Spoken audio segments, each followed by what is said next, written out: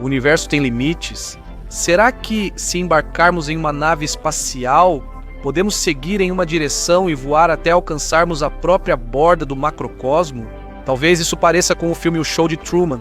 Os astronautas simplesmente esbarrariam em uma parede de papelão com estrelas pintadas nela. Falando sério, cientistas não veem limites bem definidos para o universo.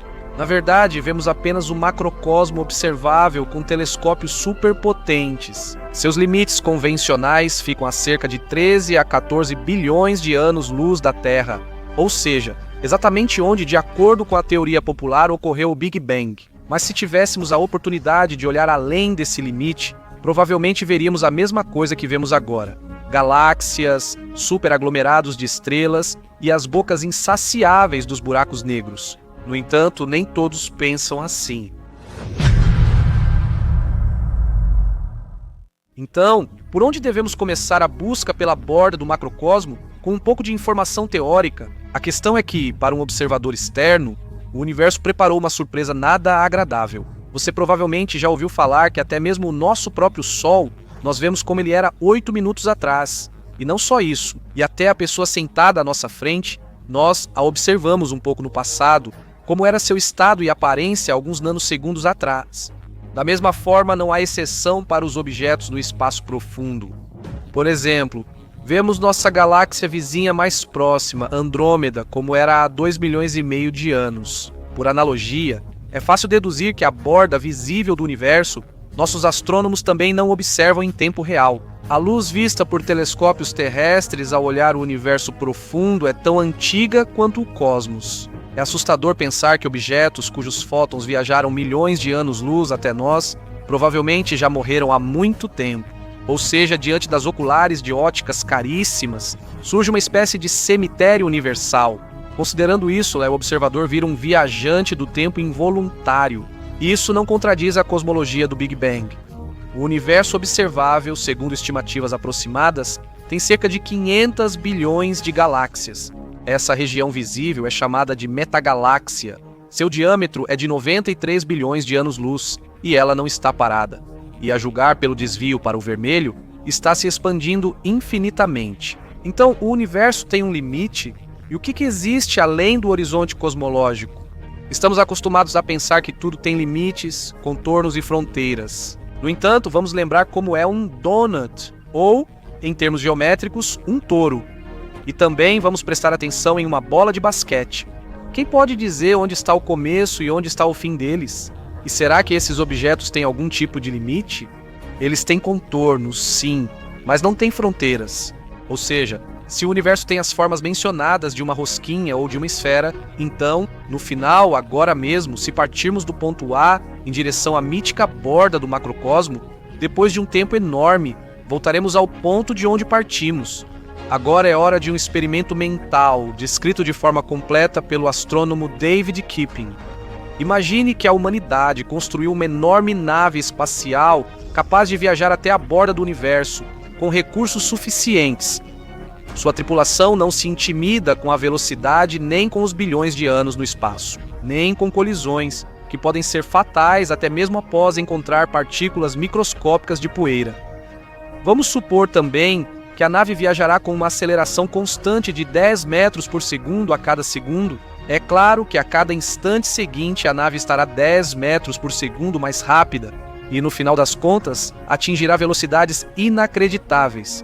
Se tal velocidade fosse possível, ela alcançaria a Lua em 2 horas e meia. Até Netuno, o ônibus espacial chegaria em 11 dias e seguiria acelerando, quase atingindo a velocidade da luz. Vale ressaltar que nada pode impedir nossa enorme nave de acelerar infinitamente. No entanto, ela também não conseguirá atingir a velocidade da luz, assim como as partículas no grande colisor de Hadrons.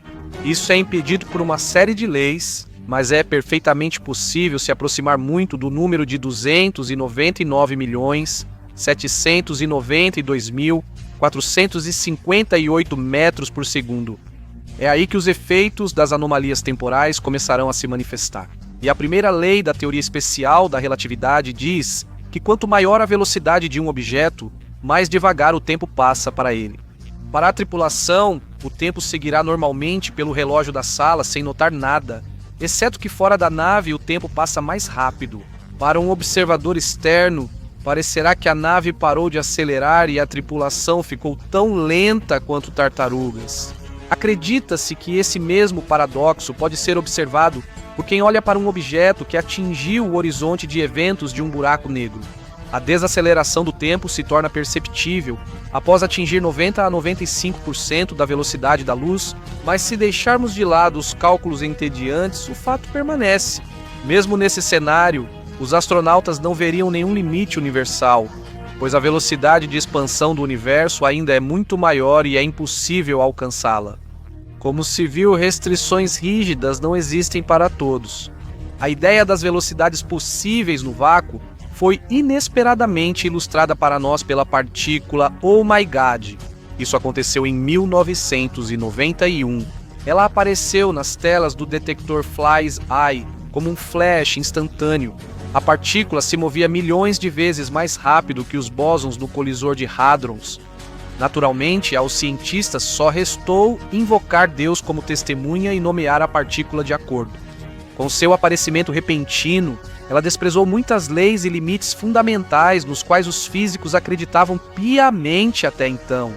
Naturalmente, diante dos eventos citados, surgiram várias questões, sendo a principal esta: o que poderia ter dado uma aceleração tão monstruosa a essa partícula? Muitos concordaram que isso pode ter sido causado pela decomposição de um objeto enorme ou por um buraco negro supermassivo. Chegou-se até a sugerir que chuvas de partículas tão altamente energéticas poderiam causar mudanças irreversíveis nas cadeias do DNA humano. Mas, seja como for, o próprio universo nos lançou um desafio e nos deu motivos para refletir, mostrando que em seu espaço quase nada é impossível. Aliás, por analogia com nossa nave imaginária que partiu para as fronteiras do macrocosmo, o tempo para a partícula Oh My God desacelerou 300 bilhões de vezes. Ou seja, praticamente parou. Para um observador externo, tudo pareceria igual. O tempo da nave também passaria normalmente para os viajantes. Para eles, a viagem levaria algumas décadas, mas para observadores externos, milhões de anos se passariam. Não se sabe o que restaria do nosso planeta após um período tão monstruosamente longo. E no momento em que para a tripulação se passarem 200 anos, tanto tempo terá passado no universo que, talvez, ocorra a sua morte térmica. Ou seja, o ônibus espacial será o único na escuridão total. O tempo deixará de existir, já que o relógio da nave não terá referência para comparação. No fim, não restarão Terra, Via Láctea, Andrômeda, Grande Muralha de Sloan, Hércules Coroa Boreal ou outras grandes estruturas. Só o silêncio mortal e o vazio eterno. Mesmo assim, não faz sentido os astronautas da nave se preocuparem com o retorno para casa. Assim que a marca de 8.300.000 anos-luz for ultrapassada, o caminho de volta para os destemidos viajantes se tornará impossível. Devido à expansão do universo, todos os vínculos de causa e efeito com o sistema solar serão rompidos. Essa é a triste realidade. Confuso e difícil de entender, você não é o único. Mesmo físicos experientes não compreendem totalmente os processos quânticos e os efeitos da teoria especial da relatividade. Mas vamos voltar aos limites do universo. Eles realmente existem? O universo provavelmente tem um limite temporal, não espacial. Surpreendente, não é? Aliás, dúvidas sobre os limites do macrocosmo já surgiam há séculos. Vamos lembrar da gravura de Flammarion. Nela, um missionário chega ao limite da Terra e observa, fascinado, a estrutura do universo, de forma semelhante ao modo como as pessoas, durante séculos, fazem suposições sobre a aparência de nossos possíveis vizinhos extraterrestres, usando abertamente o chauvinismo antropológico e atribuindo a outras formas de vida características e aparências humanas. O mesmo acontece com os limites do universo. Sentimos uma necessidade de tocá-los ou pelo menos ver algo parecido com uma parede, mas dificilmente teremos a chance de encontrá-los. Você sabe onde ela está? Aquela mesma fronteira procurada do universo. Ela está onde o tempo desapareceu. E se o tempo morreu, o macrocosmo também chegou ao fim. Talvez essa não seja a resposta que você esperava, mas provavelmente está muito próxima da realidade. Provavelmente o universo existe apenas no intervalo entre o Big Bang e o grande colapso, nem mais nem menos. A mecânica da singularidade é um mistério da astrofísica, o que não surpreende, já que ninguém compreende suas relações de causa e efeito. Na verdade, Kip Thorne, o criador do lendário Interestelar, descreve a mecânica da singularidade em um de seus livros. Entre outras coisas, ele nos convida a não ir mentalmente muito longe até a borda do universo, mas a prestar atenção nos buracos negros, afirmando que ali está o mistério dos pontos de singularidade, onde, segundo Kip Thorne, espaço e tempo desaparecem. Mas nem todos reconhecem ao tempo um limite semelhante ao do universo. Alguns ainda procuram os limites físicos do nosso mundo e fantasiam sobre o que exatamente existe além deles. Por exemplo, os defensores de um macrocosmo limitado acreditam que além de seus limites existem objetos hipotéticos, extrametagalácticos, onde atuam outras constantes fundamentais.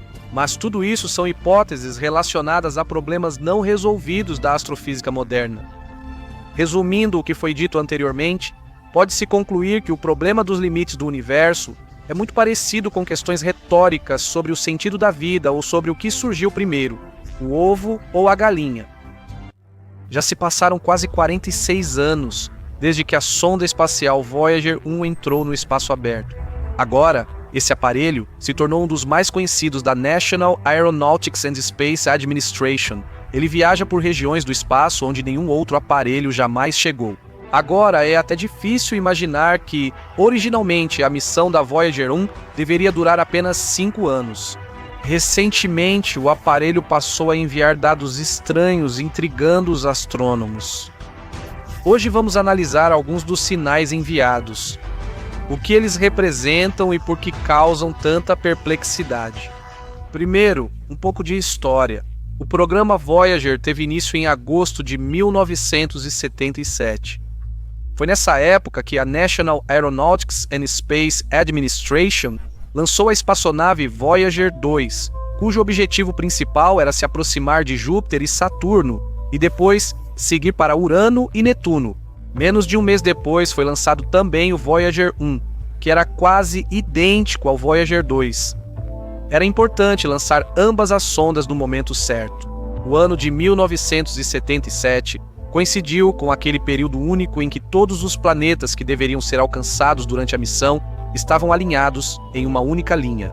Isso ajudaria a aumentar várias vezes a eficiência das pesquisas futuras. Essa janela de oportunidades permitiria que as sondas espaciais se movessem muito mais rápido de um planeta para outro. Ao mesmo tempo, a National Aeronautics and Space Administration decidiu lançar as sondas Voyager não simultaneamente, mas com uma diferença de 16 dias para que suas rotas fossem diferentes. Por isso, em dezembro de 1977, o Voyager 1 ultrapassou o Voyager 2 mesmo tendo sido lançado depois. A partir desse momento, o Voyager 1 se tornou uma das sondas de pesquisa mais valiosas da National Aeronautics and Space Administration. Suas conquistas não se limitam apenas ao fato de ter ultrapassado seu irmão. Por exemplo, um ano depois, o Voyager 1 tirou mais de 4.000 fotos de Júpiter e as enviou para o nosso planeta.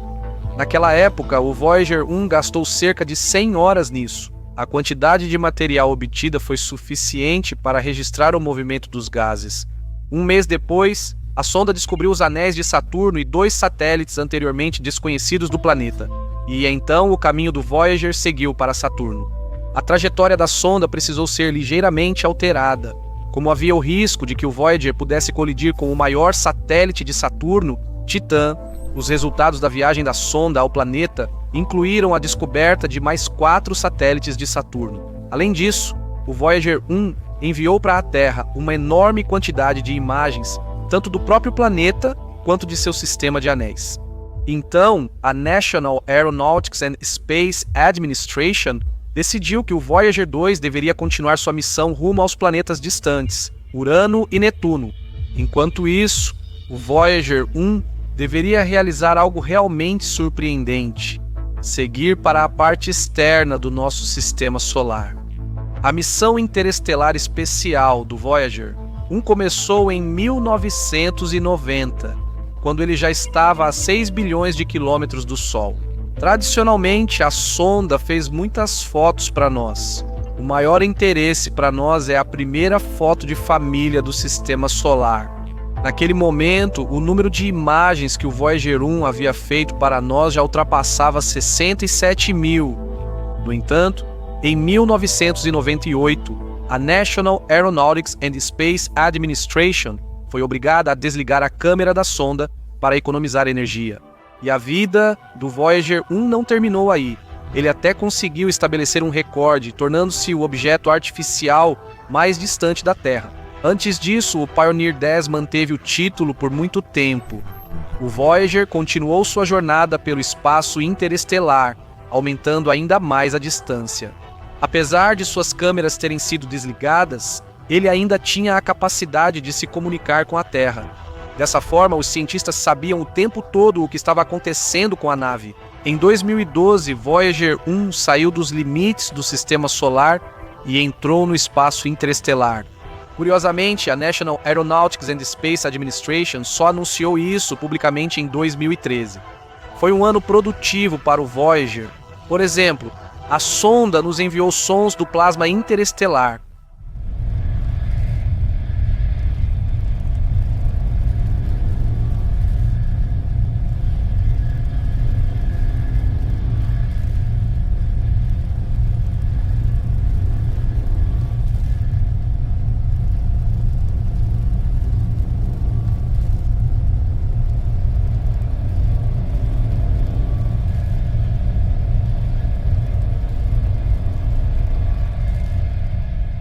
Atualmente, o Voyager 1 viaja a 61.500 km, mesmo estando a mais de 23 bilhões de quilômetros da Terra. O Voyager 1 continuou enviando sinais que podiam nos contar muito sobre a natureza do nosso universo. No entanto, agora a sonda perdeu parte das capacidades e envia sinais muito estranhos para o nosso planeta. A maioria deles nem pode ser decifrada. Talvez isso seja por causa de um erro da própria sonda, ou talvez seja porque os cientistas simplesmente não sabem decifrar esse tipo de sinal.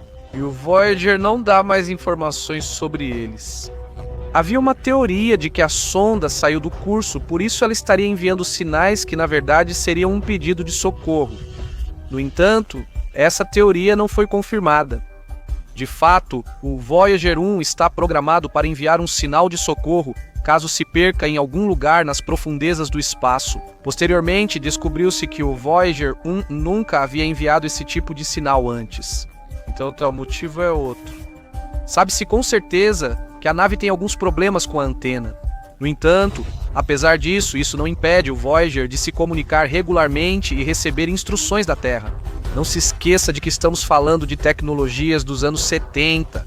E apesar de já terem se passado várias décadas desde então, o Voyager 1 ainda é capaz de cumprir seu trabalho de forma satisfatória, embora não sem algumas falhas. Também é interessante que a National Aeronautics and Space Administration instalou a bordo do Voyager uma placa especial de ouro embalada em um estojo de alumínio, e nela estão gravados sinais de áudio e vídeo. No entanto, para que o Voyager precisaria carregar isso consigo? Tudo é bastante simples. Essas gravações ajudarão a conhecer o nosso planeta, caso elas cheguem a uma civilização extraterrestre. Assim, os alienígenas poderão ver vídeos do cotidiano dos terráqueos, ouvir sucessos pop, mais de 35 sons da Terra, e saudações de ex-presidentes dos Estados Unidos da América em 55 idiomas. Assim, os representantes extraterrestres terão mais chances de decifrar as gravações. Mas isso não significa que a razão dos sinais estranhos do Voyager seja o fato de ele já ter caído nas mãos de uma civilização extraterrestre. Até o momento, a National Aeronautics and Space Administration nega essa informação. O próprio aparelho possui várias funções integradas que são ativadas em caso de perigo. Nenhuma dessas funções jamais foi ativada. Além disso, a antena do Voyager ainda está apontada para o nosso planeta. Então, descartamos a hipótese de intervenção extraterrestre. No entanto, isso não nos ajuda a desvendar a natureza estranha do sinal. Antes, o Voyager nunca enviou sinais desse tipo, mesmo estando em condições semelhantes. Por que ele está fazendo isso agora? Talvez a razão seja simples. O Voyager 1 está muito longe do Sol. Além disso, a sonda já opera há mais de 45 anos estudando o universo por metade de uma vida humana. Infelizmente, ele não poderá fazer isso sempre. É possível consertar as falhas da sonda? Atualmente, a National Aeronautics and Space Administration não tem capacidade técnica nem financeira para criar uma nave espacial que vá até o espaço interestelar consertar o Voyager. Também é preciso levar em conta que a comunicação entre a sonda e a Terra agora funciona muito mais devagar do que antes. Em média, uma mensagem leva 2 dias para chegar, o que significa que existe o risco de a nave enviada simplesmente colidir com o Voyager. A National Aeronautics and Space Administration simplesmente não conseguiria encontrar uma solução para essa situação a tempo. Apesar de todas as dificuldades, os cientistas ainda pretendem corrigir todos os problemas que surgiram no Voyager remotamente. Este é um aparelho muito valioso para a ciência espacial, mesmo que ele envie sinais com algum atraso. Apesar dos esforços dos cientistas, o Voyager 1 eventualmente deixará de funcionar, seja por colisão ou falha nos sistemas principais. E enquanto isso não acontece, quem sabe, talvez o velho Voyager ainda nos surpreenda com descobertas de tirar o fôlego. Buracos negros. Verdadeiros monstros cósmicos gigantescos que causam medo, mas também despertam um interesse incontrolável, não só entre os cientistas, mas também entre aqueles que simplesmente se interessam pelo espaço. A existência dos buracos negros é muito interessante. Mas o que aconteceria se fôssemos além? Se olhássemos dentro dos buracos negros, invisíveis ao olho humano e aos equipamentos de pesquisa? Que perigos nos aguardariam lá? Primeiro, vamos falar sobre o que são, em geral, os buracos negros. Em resumo, é uma quantidade incrivelmente grande de energia e massa, concentrada em uma área relativamente pequena. O acúmulo de massa é tão grande que a intensidade do campo gravitacional do buraco se torna muito alta. Isso leva a distorções no espaço cósmico. É justamente a força da gravidade que forma o chamado horizonte de eventos. Chamamos de horizonte de eventos o raio de uma esfera. Ao cruzá-lo, você entra no campo gravitacional de um buraco negro. Nem mesmo a velocidade da luz é suficiente para escapar dos seus limites. Você só pode imaginar o quanto a velocidade necessária teria que ser maior. Isso, pela física moderna, é totalmente impossível. É exatamente por isso que a luz que entra em um buraco negro permanece lá para sempre. Existem vários tipos de buracos negros. O primeiro são os buracos negros de massa estelar. Eles se formam a partir de estrelas massivas. Sua massa, geralmente, é várias vezes maior que a massa do Sol. Esses são alguns dos menores buracos negros e eles são bastante comuns no espaço. O segundo tipo são os buracos negros supermassivos. Sua massa pode ser milhões ou bilhões de vezes maior que a massa do Sol. Normalmente, eles ficam no centro de enormes galáxias, inclusive no centro da Via Láctea. Supõe-se que esses buracos negros se formaram ainda nos estágios iniciais do desenvolvimento do nosso universo, seja pelo colapso de enormes aglomerados de gás, seja pela fusão de buracos negros menores. Esses buracos negros impactam o desenvolvimento do cosmos e a formação de planetas e estrelas. Existe ainda um outro tipo raro de buracos negros, os intermediários. Em tamanho, eles ficam entre os buracos negros de massa estelar e os supermassivos. Eles são bastante raramente observados no espaço cósmico, e sua origem ainda permanece desconhecida. Também vale mencionar os buracos negros primordiais que nasceram após o Big Bang. Seus tamanhos são absolutamente variados, desde minúsculos até supermassivos. Vale notar que a própria ideia da existência de buracos negros primordiais desperta um interesse genuíno. Porém, até o momento, ela ainda permanece hipotética. Certa vez, o famoso telescópio Hubble fez uma contribuição significativa para o estudo dos buracos negros. Graças a ele, nós soubemos da existência dos buracos negros supermassivos. Graças ao Hubble, a teoria geral da relatividade de Einstein também foi confirmada. No campo de visão dos cientistas apareceu o aglomerado de galáxias Abel 1201, que está a uma distância de 2,7 bilhões de anos-luz do nosso planeta. E lá, durante o estudo dessa região do cosmos, os cientistas descobriram um enorme arco de luz que circundava o aglomerado Abel 1201. E ficou claro que o arco era uma distorção de uma galáxia distante esticada pela ação da gravidade. Cientistas modelaram a forma e o brilho da galáxia de fundo, permitindo estimar massa e localização do objeto responsável pelo efeito de lente gravitacional. Para a surpresa de todos, descobriu-se que, em uma das galáxias do aglomerado, existe um buraco negro supermassivo.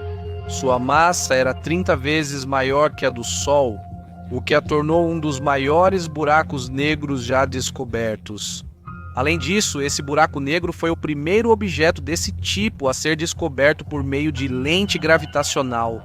Houveram também algumas descobertas um tanto assustadoras relacionadas aos buracos negros. Em 2022, cientistas descobriram um buraco negro mais próximo de nós do que qualquer outro já encontrado. Você deve estar se perguntando qual a distância desse buraco negro até a Terra. São 1566 anos-luz. O buraco negro está localizado justamente na constelação de Ofiuco. À primeira vista, pode parecer uma distância bastante grande, mas em escala cósmica isso é insignificante.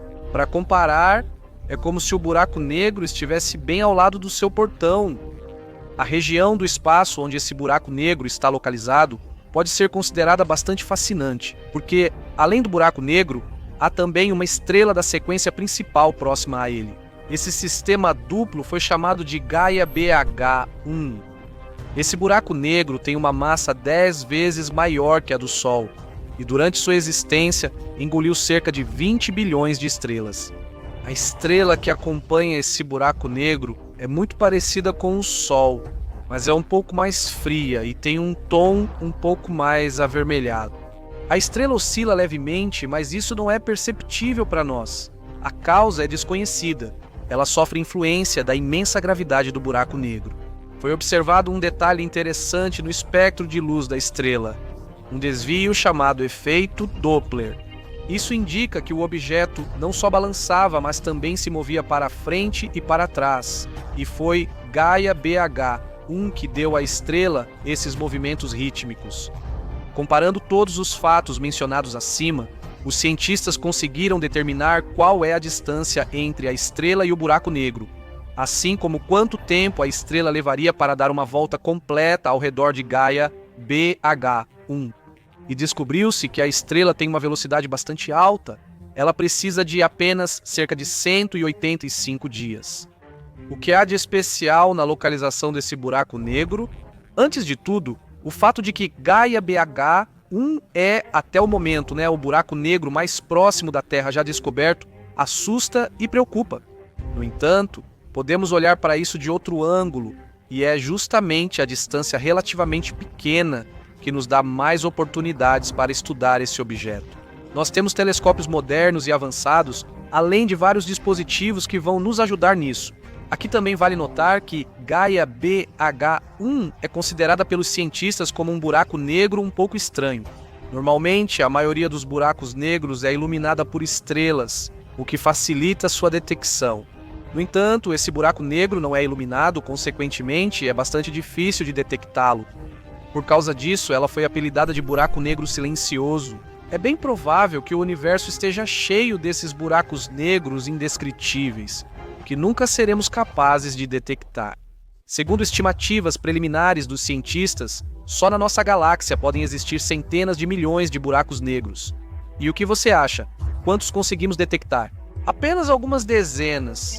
Muitos buracos negros emitem pouca luz por não terem uma estrela companheira forte, tornando sua localização extremamente difícil. Por isso, os cientistas do futuro enfrentam o desafio de desenvolver aparelhos de pesquisa sensíveis, capazes de detectar a presença dos elusivos buracos negros. A descoberta do Gaia BH1 não é apenas sobre o buraco negro mais próximo de nós, mas também sobre um poderoso aparelho espacial, o telescópio Gaia. Ele foi desenvolvido pela Agência Espacial Europeia e colocado em operação em dezembro de 2013. Foi atribuída a ele uma missão importante: criar um mapa tridimensional da galáxia por meio da medição de distâncias, determinação da posição e das propriedades dos astros. E a quantidade que precisa ser estudada chega a 1 bilhão. Incrível! Isso deu resultado. Descobrimos que Gaia BH1 não é o único buraco negro, ela tem uma irmã. Em 2023 foi descoberto o segundo buraco negro, que foi chamado de Gaia BH2. O tamanho dela é um pouco menor do que o da vizinha. Ela orbita sua estrela a uma distância de 3.800 anos-luz, assim como Gaia BH1, Gaia BH2 foi descoberta durante a observação de sua influência gravitacional sobre a estrela. Os cientistas estudaram como o astro se move e concluíram que realmente há um buraco negro lá.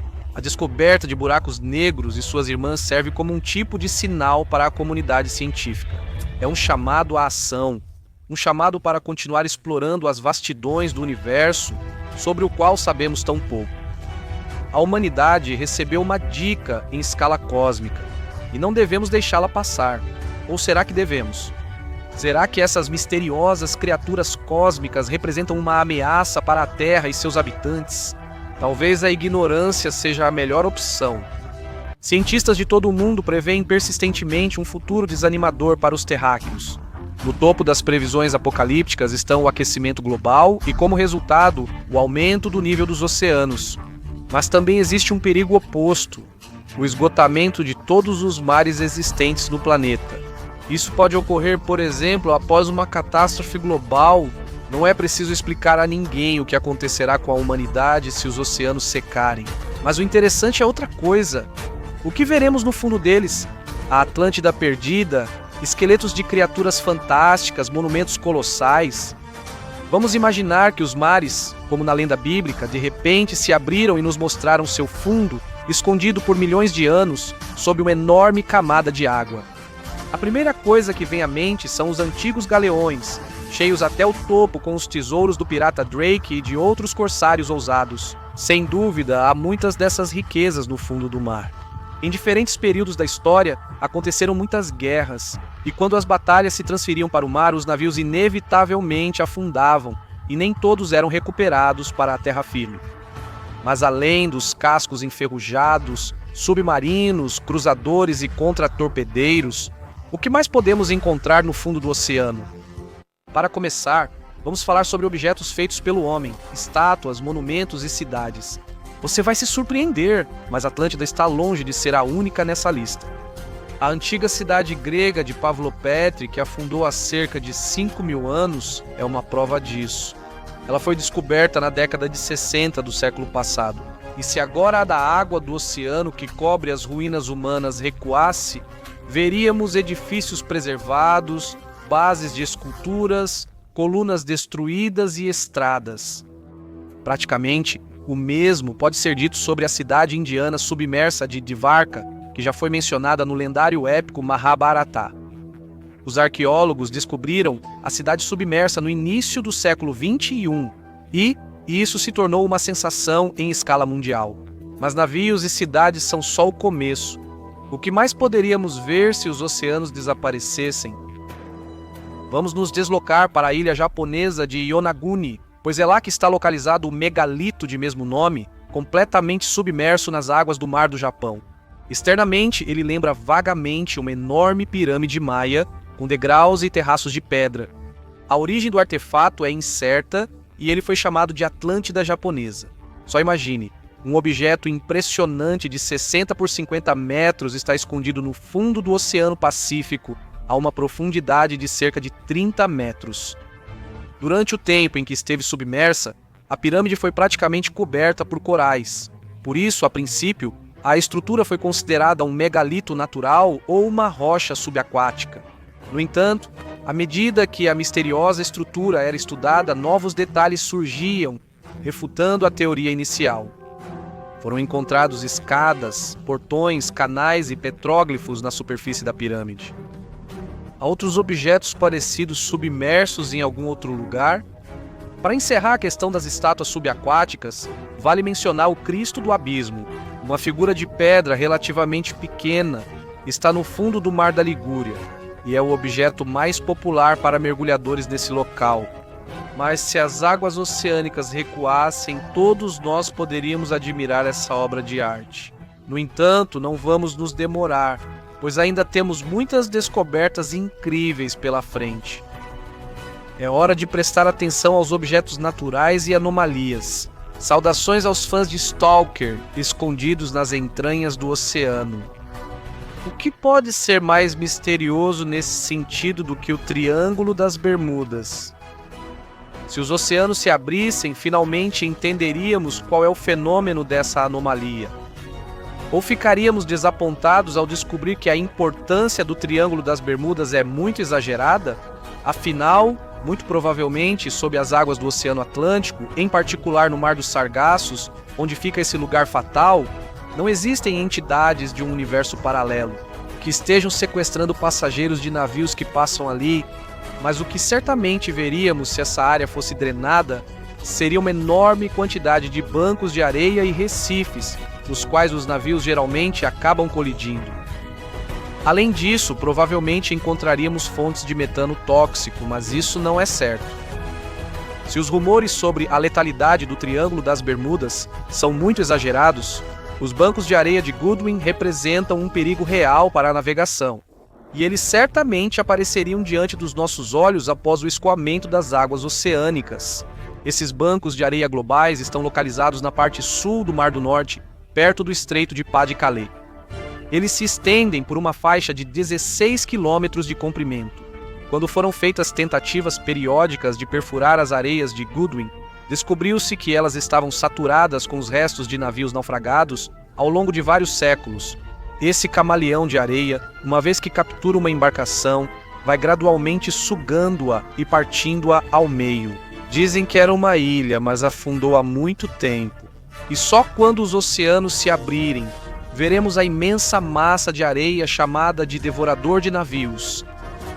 Admita, quando surgiu a pergunta sobre o desaparecimento dos oceanos, a primeira coisa em que você pensou foi na Fossa das Marianas. Ela é realmente tão profunda assim? Quem vive dentro desse abismo infernal? Existem ali construções feitas pelo gênio das mãos humanas?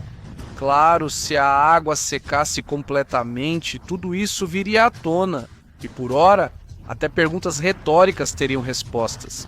No entanto, a Fossa das Marianas, com suas dimensões impressionantes, empalidece em comparação com a dorsal mesoatlântica. Suas dimensões são o pesadelo de qualquer megalofóbico. A dorsal, com até 3.000 metros de altura, se estende por 80 mil quilômetros ao longo de todo o fundo do Oceano Mundial. Assim, existe debaixo d'água um sistema montanhoso tirânico que circunda todo o globo. Ele é composto por várias dorsais mesoceânicas. Se a água desaparecesse, veríamos esse sistema, e ele seria muito parecido com as montanhas que observamos atualmente na Terra. A dorsal mesoceânica é uma espécie de cicatriz no corpo do nosso planeta, cujo surgimento foi provocado pelos movimentos sistemáticos das placas tectônicas.